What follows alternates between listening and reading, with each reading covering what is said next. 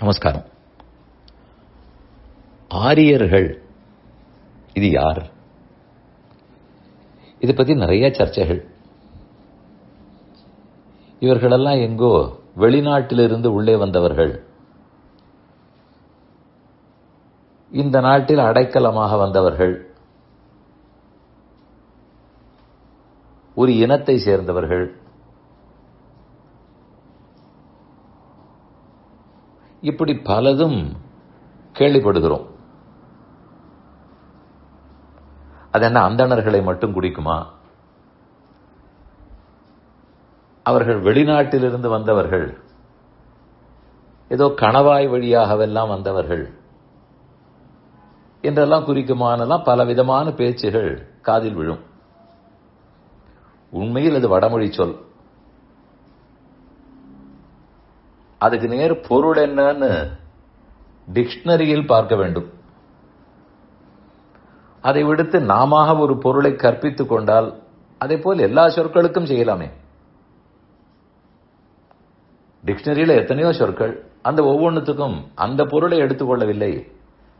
எனக்கு தோன்றிய, எனக்கு பிடித்தமான, குழப்பம் ஏற்படுத்தக்கூடிய பொருளை சொல்லுகிறேன். பிடிவாதம் பிடிக்கலாம், ஆனால் அந்த பிடிவாதம் உண்மையாகாது.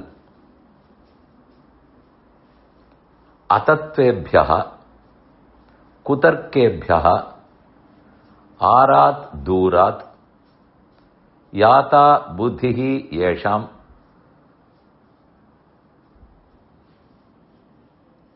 தே ஆர்யாஹ. இதுதான் பொருள் சொல்லப்பட்டிருக்கிறது. இது என்ன ரெண்டு எழுத்து சொல் ஆர்யா? அதற்கு போய் இவ்வளவு நீளமான பொருளான்னு நீங்கள் நினைக்கலாம். ரெண்டு எழுத்து தான், ஆ ஆர்ய.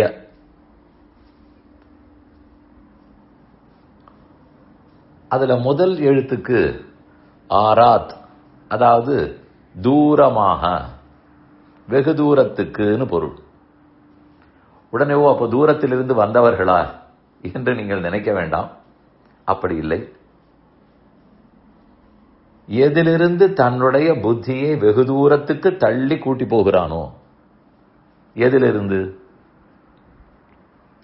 எது உண்மை இல்லையோ பொய்யோ அதன் அருகிலேயே போகாமல் அதிலிருந்து விலகி இருப்பவன்.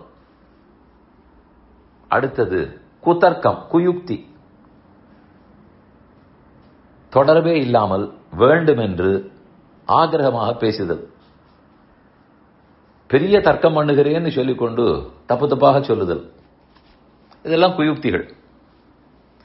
இதை போன்ற வெட்டி பேச்சு குயுக்திகளிலிருந்தும் ரெண்டு விஷயங்கள், ஒன்று பொய்யிலிருந்தும், ரெண்டு குதர்க்கத்திலிருந்தும் தன் புத்தியை யார் நகர்த்தி போகிறானோ அதற்குள் சிக்கக்கூடாது.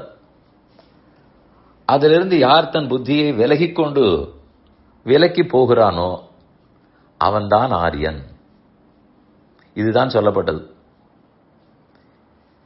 இது எந்த மொழியினரையோ, மாநிலத்தவரையோ, சாதியினரையோ, வர்ணத்தவரையோ எதுவுமே குறிக்கவில்லை. யாரை வேண்டுமானாலும் இந்த சொல் சொல்லும்.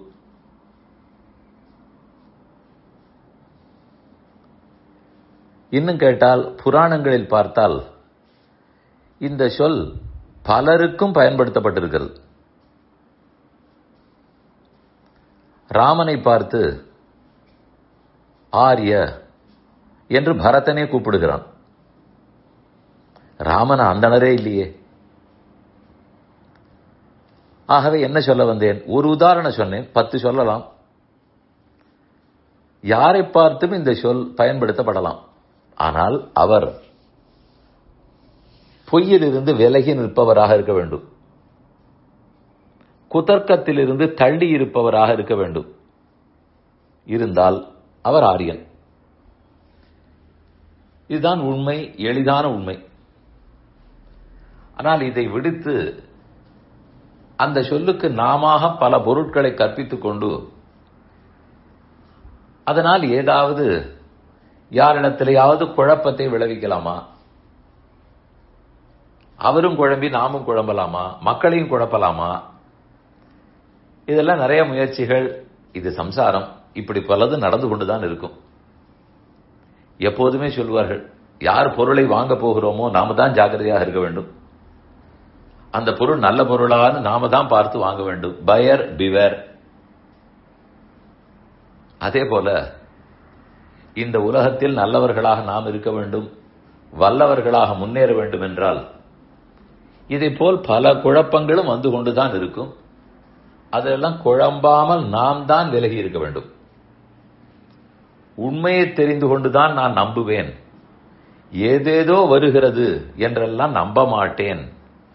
இந்த உறுதி எல்லாரிடத்திலும் இருக்க வேண்டும். எதற்கும் காது கொடுத்தல், எதை கேட்டும் ஒருவேளை இப்படியும் இருக்குமோ என்று சந்தேகப்பட்டு நிற்றல், இதிலிருந்து முதலில் விலகுவோம்.